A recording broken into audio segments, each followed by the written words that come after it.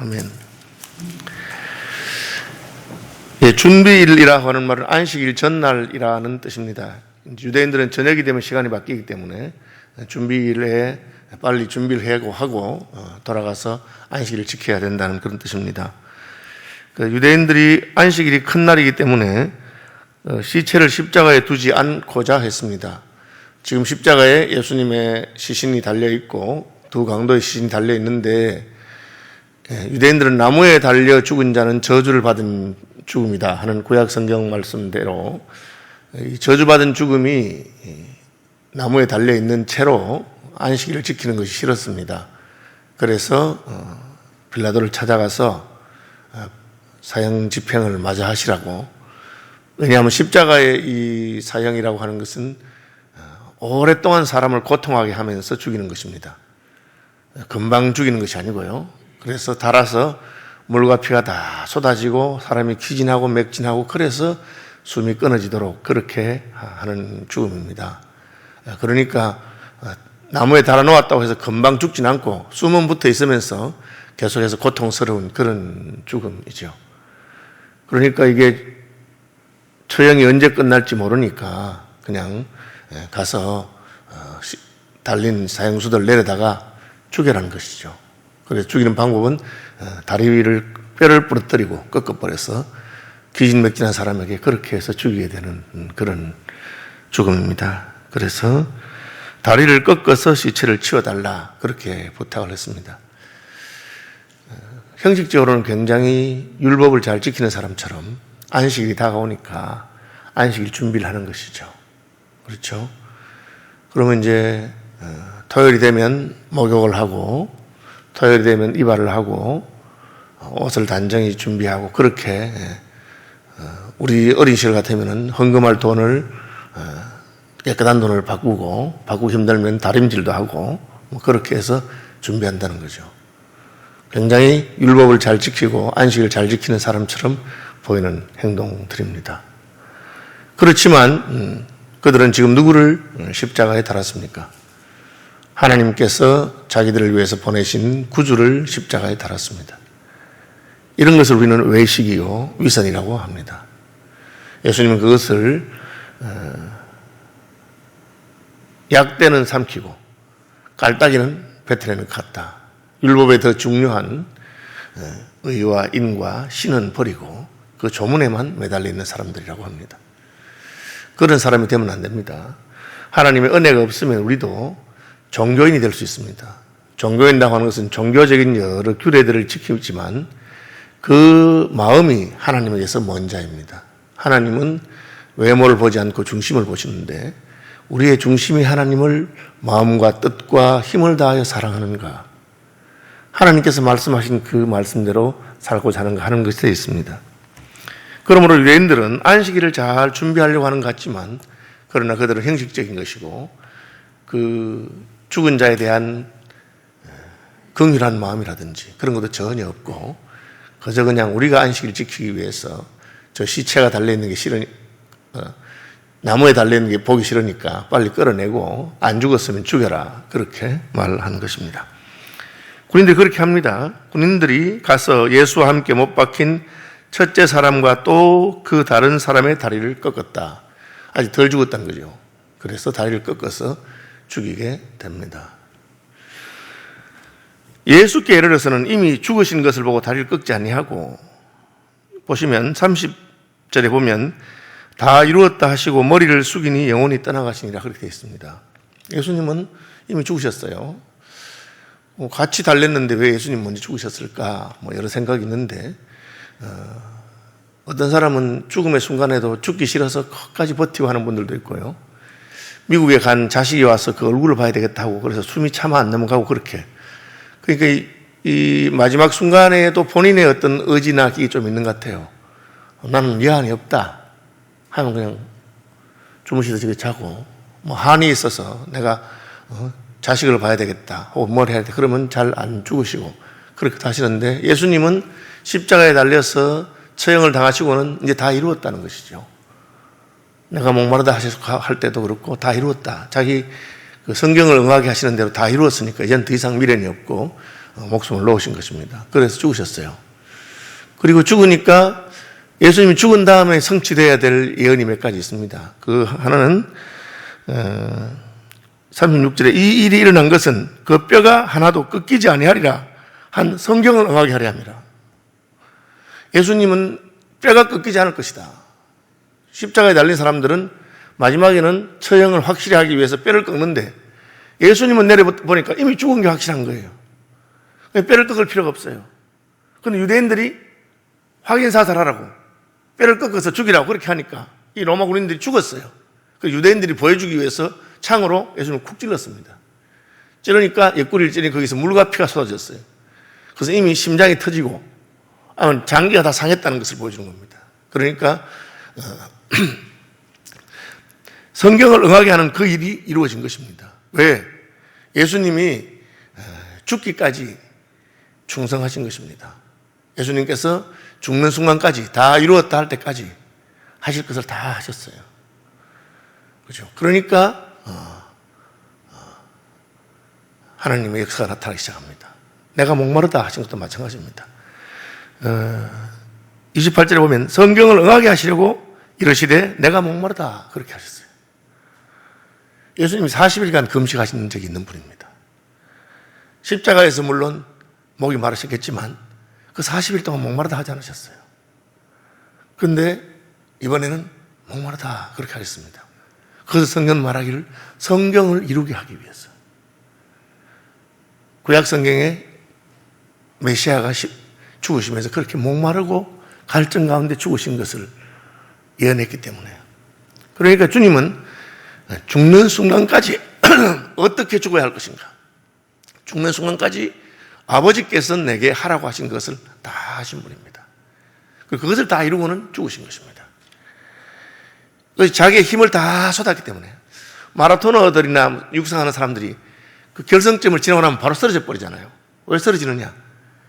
그 경주를 위해서 자기의 모든 것을 쏟아부었기 때문에 결승점을 지나고 나서는 움직일 힘도 없는 것입니다. 주님 그렇게 하셨습니다. 이것을 우리는 지사충성이라고 합니다. 빌립보서는 그것을 죽기까지 복종하셨다. 예수님은 하나님 아버지의 뜻을 이루기 위해서 죽기까지 복종하셨습니다. 그에 비해서 유대인들은 우리가 형식적으로 안식일을 잘 지키는 사람이야. 우리는 안식일날 이 저주받은 나무에 달린 게 있는 게 보기 싫어. 그런 것을 하면서 굉장히 자기들이 경건한 것처럼 보이지만 사실은 하나님의 마음에 합한 것은 전혀 없는 것입니다. 하나님을 대적하는 것이죠. 그러면 이제 예수님이 그렇게 죽기까지 복종하셨습니다. 복종하면 그 후에는 어떻게 됩니까? 여러분 우리가 할 수 있는 최선을 다하면 그 후에는 하나님이 책임지시는 것입니다. 예수님 죽고 나니까 죽었다 해도 로마 군인들이 예수님의 뼈를 꺾을 수 있습니다. 꺾어달라 했으니까. 뭐 산 사람도 지금 죽어가는 사람도 꺾는데 죽은 사람을 못 꺾을 이유가 뭐 있겠어요?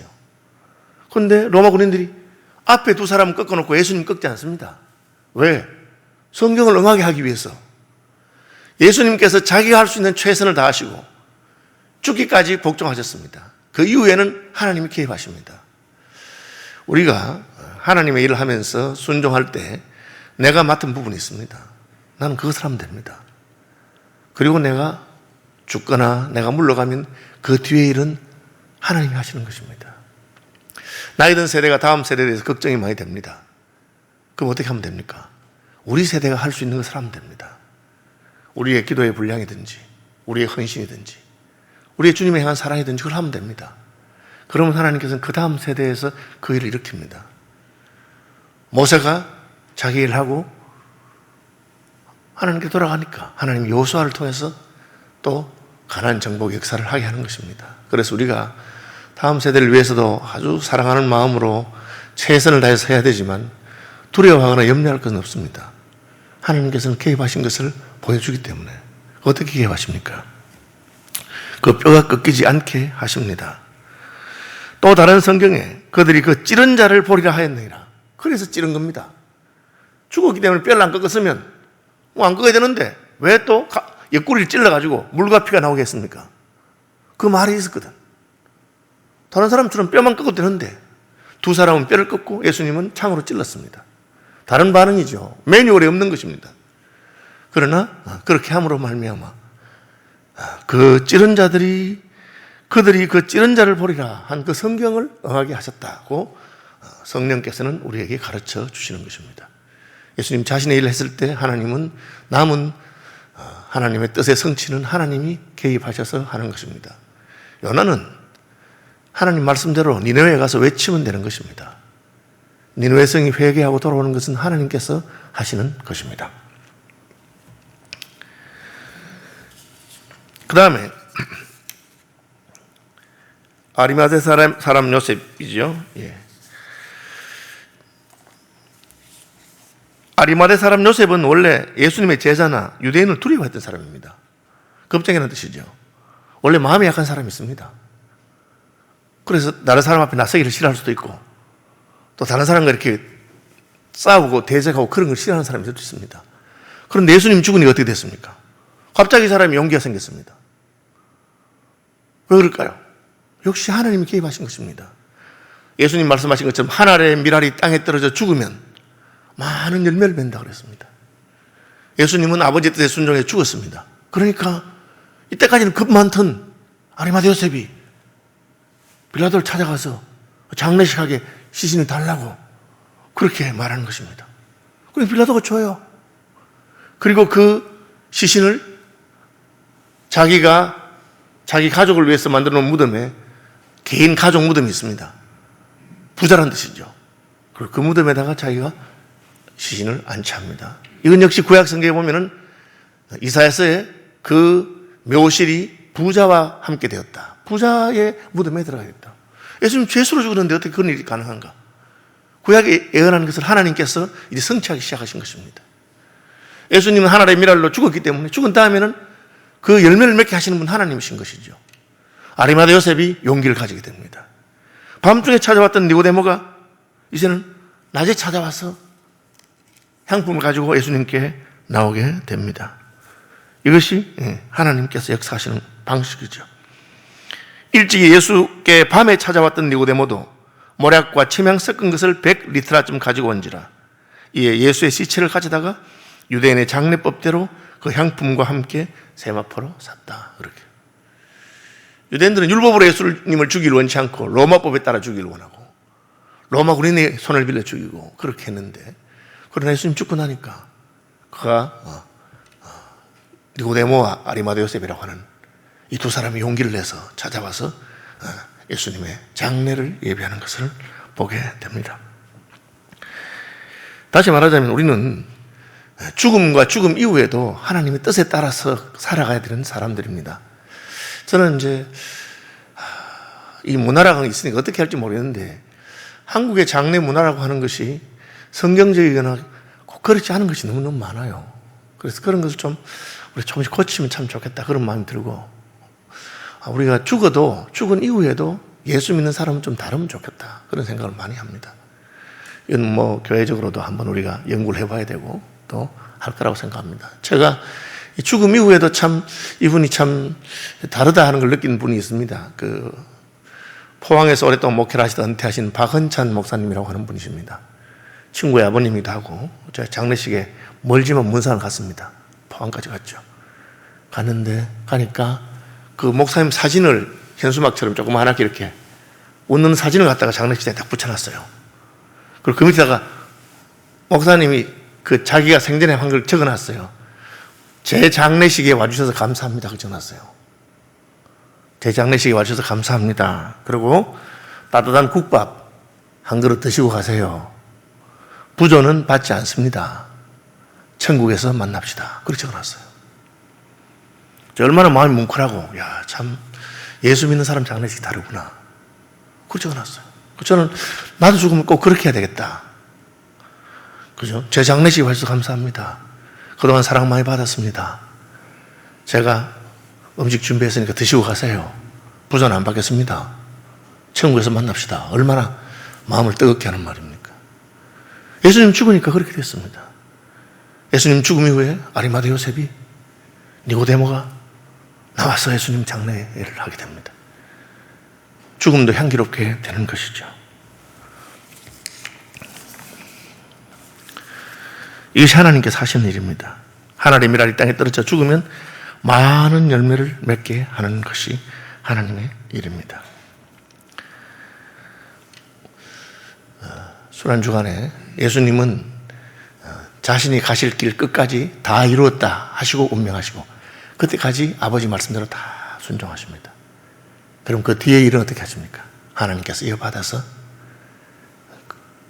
그 뼈가 꺾이지 않게 하시고 창에 그를 찌르게 하시고 그리고 용기 없던 아리마대 요셉이 빌라도에게 찾아가서 예수님 시신을 받아다가 자기의 새 무덤에 장사하게 하고 이사서는 그것을 그 무덤이 그 묘실이 부자와 함께 되었다.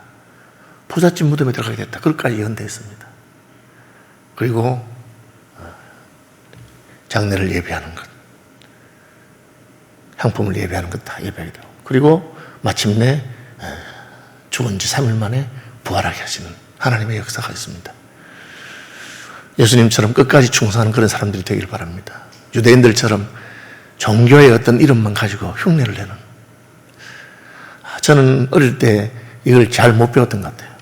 그냥 주일 성수해서 교회 예배 참석하고 주일날 돈 안 쓰고 공부 안 하고 그죠? 그런 것은 아주 잘했어요. 그러나 내 마음을 다해서 하나님을 사랑하고 예배하고 주일 지킨다고 교회는 갔지만 예배하러 앉아서 마음은 딴 데가 있으면 그것은 주를 지킨 거 아니잖아요. 하나님께 제사한다고 하면서 형제하고 싸우면 주님은 그건 옳은 게 아니라 했잖아요. 그러니까 하나님의 마음을 생각하고 아버지 뜻을 이루는, 그래서 죽기까지 복종하시고 그 이유는 하나님이 책임지는 그런 은혜가 저와 여러분들에게 있으시기를 바랍니다.